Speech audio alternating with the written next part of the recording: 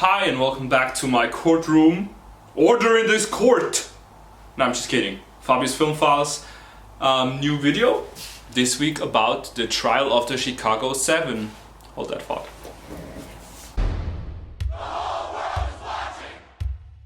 I'm back. The trial of the Chicago 7. What a movie. I'm usually not a fan of legal dramas, history movies, but that one blew me away. If you do not want to pay for it in cinemas, the movie will be on Netflix on October 16th, so you can, should, and have to watch it there. Yeah, if you haven't seen it yet, just wait until it's on Netflix and then come back to this video. So please tread carefully from now on because there will be spoilers.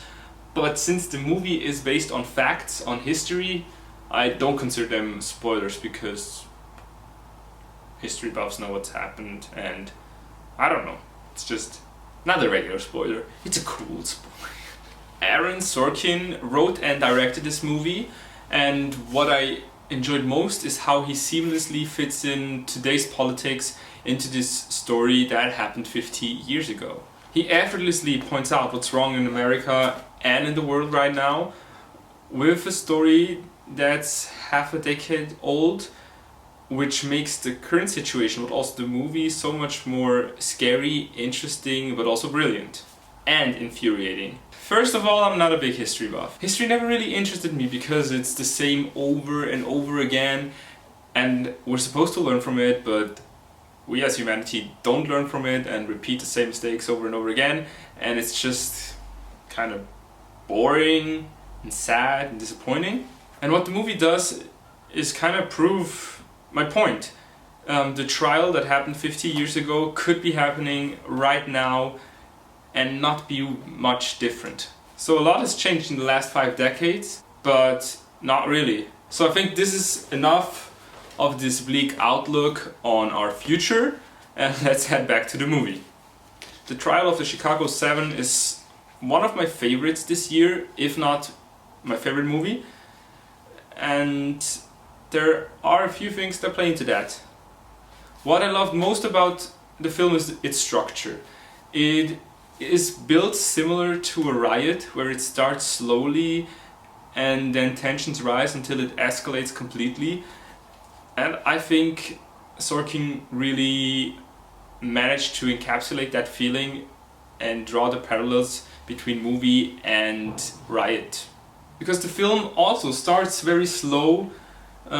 It is interesting but not very eventful, and because the movie is told from the courtroom with flashbacks, we get to see both parts of the story progress simultaneously, and the beginning of the trial is kind of slow, as is the start of the riot, and as the story progresses with the flashbacks, on both fronts the tensions rise and it gets more interesting, and by doing it twice-fold everything, the ending is just so much more explosive and impressive. I really enjoyed how the flashbacks sometimes overlap with the courtroom, so you first only hear the sound of what's happening before it cuts to the picture, and it always just fits perfectly. And what they also did to underline these flashbacks is cut in real-life footage of the riots, which are hard to watch at times.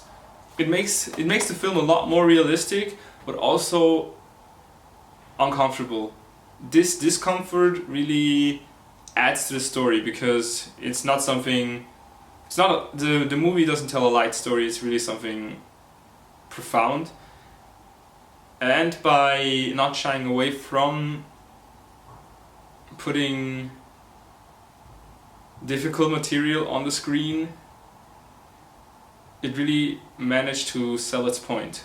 Acting wise, there's one actor I want to mention, that's Sacha Baron Cohen. Note that he does political satire and he's a comedian, and sometimes his jokes are borderline inappropriate. No, they're just inappropriate. With his black comedy and all that, I was really surprised how he acted in this movie. He really has a lot of talent and depth.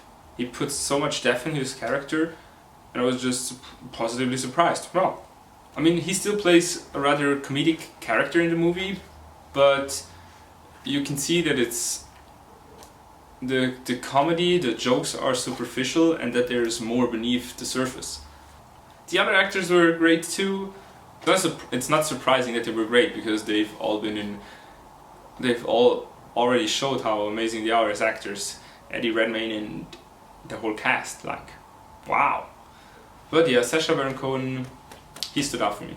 Again, I can just say that the movie is great. The pacing of the story is incredible.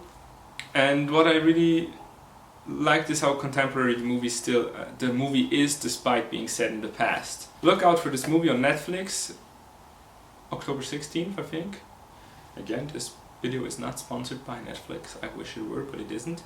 And if you can't wait until then, head over to the cinemas. Let me know what you think of this movie. Did you watch it? Did you enjoy it? Thank you so much for watching this video again. Please like it if you did. Don't dislike it if you didn't. Just go away, because I don't want that negativity in my life. Let me know in the comments what you think. Follow me on Instagram and Twitter. As usual, I would put the usernames in the description. I hope I'll see you soon with a new video about a new movie, one that I hopefully enjoy as much as that one. And thank you, and peace out.